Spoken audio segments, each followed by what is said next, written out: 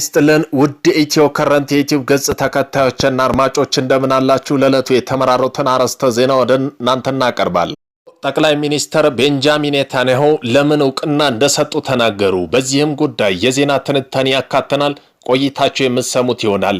የመቀሌ ማዕከላዊ ፍርድ ቤት የፌዴራል ጠቅላይ ፍርድ ቤት ሰበር ችሎት የሰጠውን የእግር ትዕዛዝ እንዲጸናዘዘ በዚህም ህወሓት መግለጫ ወጥቷል። ህገ ወጥ ነው ብሎታል። በዝርዝር የምናሰማችሁ ይሆናል። ዛሬ ከኢትዮጵያ በኩል ሰበር ዜና ሊሰማ እንደሚችል ተነግሯል። ብዙ ተከታታይ ያላቸው የሶማሊላንድ አክቲቪስቶችና ማህበራዊ ድረገጾች አንቂዎች ኢትዮጵያ ከሶማሊላንድ ጋር በዛሬው ዕለት ዕውቅና እንደምትሰጥ በስፋት እየተዘገበ ነው። በዚህም ጉዳይ ዜና ትንታኔያችን ቆይታቸው የምትሰሙት ይሆናል። ሶማሊላንድ ፍልስጤማውያን ለማስፈርና እስራኤል የጦር ሰፈር ለመመስረት አቅዳለች የሚለውም የሶማሌው ፕሬዝዳንት የቀረበበትን ክስ ውድቅ አድርገዋል። ብዙዎቹ ሶማሊላንድ ዕውቅና መሰጠቷ ፍልስጤማውያን ለማስፈርና እንዲሁም ለእስራኤል የጦር ሰፈር ለመስጠት ነው የሚባለውን ውድቅ አድርገውታል። በዚህም ጉዳይ ዜና ትንታኔ ያካተናል። ቆይታቸው የምትሰሙት ይሆናል። ኢራን የገጠማት ተቃውሞ ኢራን ከቀናት በፊት የተጀመረው ተቃውሞ በመላ ሀገሪቱ ቀጥሏል። በዚህም ጉዳይ በምንድነው ምክንያቱ የሚለውንም የዜና ትንታኔያችን በሰፊው አካቶታል። ቆይታቸው የምትሰሙት ይሆናል። እንዲሁም የጎረቤት ሀገር ኤርትራ ጦር ሰራዊት ሱዳንን ለቆ እየወጣ ነው ተባለ። እንዲሁም ጦር እየወጣ ያለው ኤርትራ ከኢትዮጵያ ጋር ያለው ውጥረት መጨመሩ እንደሆነ ተጠቁሟል። በዚህም ጉዳይ ዜና ትንታኔ ያካተናል። ቆይታቸው የምትሰሙት ይሆናል። ቤተሰብ ለመሆን ላይክ፣ ሼር፣ ሰብስክራይብ ማድረግዎን እንዳይረሱ። ወደ መጀመሪያው የዜና ትንታኔያችን ስናልፍ የኤርትራ ጦር ሰራዊት ሱዳንን ለቆ እየወጣ ነው ተብሏል። ጦሩ እንደወጣ ያለበትም ሁኔታ ኤርትራ ከሱዳን ጋር ውጥረት መጨመሩ እንደሆነ ተጠቁሟል። ፕሬዝዳንት ኢሳያስ አፈወርቂ ከሱዳን የሉዓላዊ ምክር ቤት ሊቀመንበርና የሱዳን ጦር አዛዥ ከሆኑ ጄኔራል አልቡርሃን ጎን በመሰለፍ በጄኔራል ሐምዳን ዳገሎን ሄሜቲ የሚመራው የሱዳን ፈጥኖ ደራሽ ኃይል በመፋለም ሱዳን ውስጥ አሰማርቶ የነበረውን 17173 ወታደሮች ለማውጣት እየተሯሯጠ መሆኑ ተነግሯል። የሱዳን ጦር ሰራዊት ከፍተኛ አመራሮች የኤርትራ ጦር ከሱዳን ለቆ የወጣ ሲሆን የጦር መሳሪያ ይዞ እንደወጣ በፍጹም መፍቀድ የለብንም በማለት በተያዙት አቋም የተነሳ በሱዳን ጦር ሰራዊትና በኤርትራ ወታደሮች መካከል ከፍተኛ ውጥረት መንገሱ የተነገረ ሲሆን እስካሁን ድረስ በቁጥር 371 የሚሆኑ ኤርትራ ጦር ሰራዊት አባላት ከውጊያ ግንባር ለቀው ለመውጣት ከሰላ ከተማ መግባታቸውን ከስፍራው የወጡ መረጃ ጠቁመዋል። የአሜሪካ መንግስት ጄኔራል አልቡርሃን የተኩስ አቁም ስምምነት ለመፈረም ፍላጎት የለውም በማለት ወቀሳ መሰንዘሩ ይታወሳል። ከኢትዮጵያ በኩል ሰበር ዜና ሊሰማ ይችላል ብለዋል።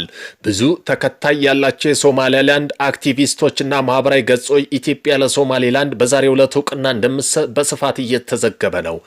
በአንዳንድ ሚዲያዎች እንደሚያሳዩ ከሆነ የማህበራዊ ገጾች ቅኝት ኢትዮጵያ እስራኤልን በመከተል ዕውቅና ለመስጠት ዝግጅቷን ጨርሳለች ሲሉ ዛሬ ከኢትዮጵያ በኩል ሰበር ዜና ጠብቁ የሚል ልጥፎች እያሰራጩ ነው። ባለፈው አርብ እስራኤል ለሶማሊላንድ የሰጠችው ዕውቅና በተመለከተ አስቀድሞ መረጃ ያወጡት ሚዲያዎች ጭምር ይህን መረጃ በስፋት እያራገቡን ነው። ልክ የዛሬ 2 ዓመት በፊት በዛሬው ዕለት ኢትዮጵያ ከሶማሊላንድ ጋር የመግባቢያ ስምምነት መፈረሟ የሚታወስ ነው። ሶማሊላንድ ፍልስጤምን ለማስፈር እና የእስራኤል ጦር ሰፈር ለመመስረት አቅዳለች በሚለው በሶማሊያው ፕሬዝዳንት የቀረበው ክስ ውድቅ አድርጋለች። የሶማሊላንድ የውጭ ጉዳይ ሚኒስተር ከእስራኤል ዲፕሎማሲ ዕውቅና ለማግኘት ሲባል ፍልስጤማውያን ለማስፈር የእስራኤል ጦር ሰፈር ለማስተናገድ ሶማሊላንድ ተስማምታለች ሲሉ የሶማሊያው ፕሬዝዳንት ሐሰን ሼህ መሐመድ ያቀረቡትን ክስ ውድቅ አድርገዋል። የሶማሊያው ፕሬዝዳንት ሐሰን ሼህ መሐመድ ቀደም ሲል ሀገራቸው የስለላ መረጃ ዋቢ አድርጎ በመጥቀስ ሶማሊላንድ ከእስራኤል ዕውቅና ለማግኘት 3 ቅድመ ሁኔታ ላይ መስማማታቸውን በአልጀዚራ ተናግረው ነበር። እነሱም ፍልስጤማውያን በግዛቷ ማስፈር፣ ኤደን ባህር ሰላጤ ዳርቻ ላይ እስራኤል ጦር ሰፈር እንዲመሰረት ፍቃድና የአብርሃም ስምምነት ማዕቀፍ አባል መሆን ናቸው ብለዋል። በምላሹ የሶማሊላንድ የውጭ ጉዳይ ሚኒስተር በዛሬው ዕለት ባወጣው መግለጫ የቀረቡበትን ክስ ሐሰት መሆናቸውን በመጥቀስ ውድቅ አድርገዋል። የሶማሊላንድ ሪፐብሊክ መንግስት ፍልስጤማውያን ለማስፈር ወይንስ በሶማሊላንድ ጋር የጦር ሰፈር በመመስረት ታቅዷል የሚለው የሶማሌው ፕሬዝዳንት የቀረበው ሐሰተኛ ክስ ውድቅ ያደርጋል ሲሉ መግለጫ አስታውቀዋል። የሶማሊያው ፕሬዝዳንት ሐሰን ሼህ መሐመድ ከአልጀዚራ ጋር በነበራቸው ቆይታ እስራኤል ቀድሞውን በሶማሊላንድ ውስጥ በተወሰነ ደረጃ እንቅስቃሴ እንዳላት የሚጠቁም መረጃ ሶማሌ እጅ ጋር እንደነበር ገልጸው ነበር። በመሆኑም እስራኤል ለሶማሊላንድ የምትሰጠው ዕውቅና ሚስጥራዊ ሲከወን የነበረ ግንኙነት ይፋዊ መደበኛ ማድረግ ብቻ እንደሆነ ተናግረዋል።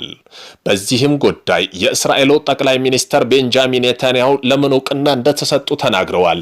የእስራኤሉ ጠቅላይ ሚኒስተር ቤንጃሚን ኔታንያሁ ኒውስ ማክስ ከተሰኘ አሜሪካ ሚዲያ ጋር ሰፋ ያለ ቃለ ምልልስ ያደረጉ ሲሆን ከተነሱላቸው ጉዳዮች አንዱ ሶማሌላንድ እውቅና የተመለከተ ነው። ሲናገሩ ሶማሌላንድ ሙስሊም ሀገር ናት። 6 ሚሊዮን የተረጋጉ ሙስሊም የሚኖርባትና የአብርሃም ስምምነት መቀላቀል የሚፈልጉ ህዝቦች ያሉባት ናት ያሉት ጠቅላይ ሚኒስተር ቤንጃሚን ኔታንያሁ ይህ በራሱ ጥሩ ነገር መሆኑን አስረድተዋል።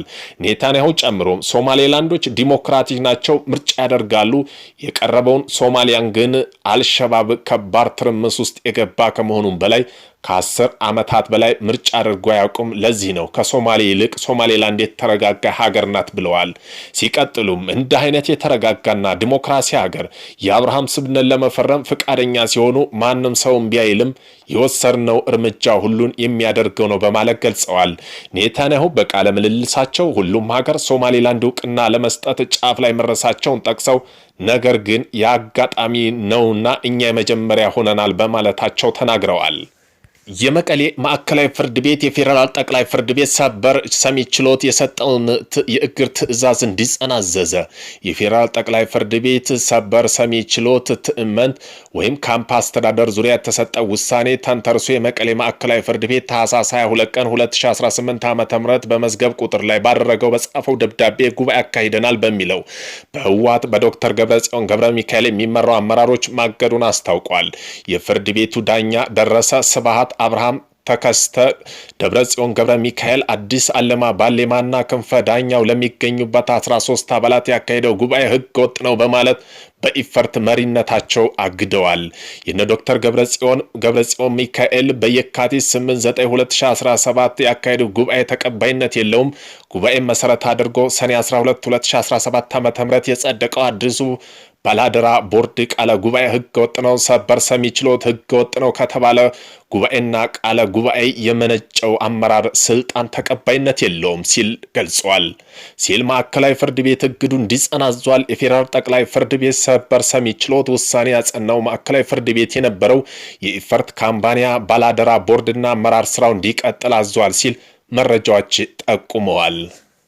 ኢራን በሰፊው የሆነ ተቃውሞ ገጠማት። በኢራን ከቀናት በፊት የተጀመረው ተቃውሞ አሁንም ቀጥሏል። በመላ ሀገሪቱ ከፍተኛ ተቃውሞች እየተካሄዱ ነው። የሰዎች ኑሮ ውድነት፣ የሴቶች መብትና የዋጋ ግሽበት በመቃወም ተቃውሞ እያሰሙ ነው። ተቃውሞን በቴህራንና በአካባቢ ያሉ ዩኒቨርሲቲ የተቀላቀሉ ሲሆን ዩኒቨርሲቲ ተዘግተዋል። በተቃውሞ ላይ እስላማዊ ሪፐብሊክ እንዲፈርስና ልዑል መሪ ስልጣን እንዲለቅ እንጠይቃለን ብለዋል።